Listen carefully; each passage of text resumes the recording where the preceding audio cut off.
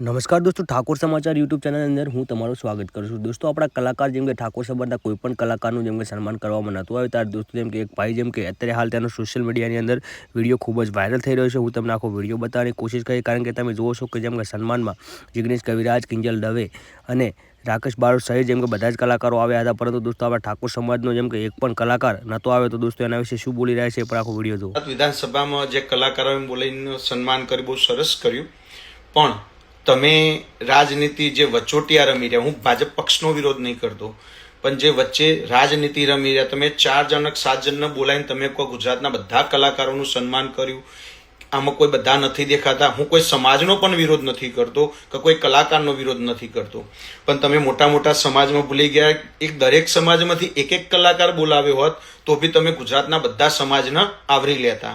જેમ કે ક્ષત્રિય ઠાકોર સમાજ, પાટીદાર સમાજ, પંચાલ સમાજમાં કલાકારો છે, યોગી સમાજમાં, બધા સમાજમાં કલાકારો છે। તમે એમને કોઈ બોલાવીને 7 જણને બોલાવીને તમે કહો જે વસ્તુ રાજનીતિ રમી રહ્યા, જે વચોટિયા રાજનીતિ રમી રહ્યા, આ વ્યવહારિક નથી। આ તો તમે અંદર ઝઘડાવાની વાત થઈ અને હિન્દુત્વની રાજનીતિની વાત કરો, તો આ તો અંદર સમાજ તમે ઝઘડવાની વાત કરી।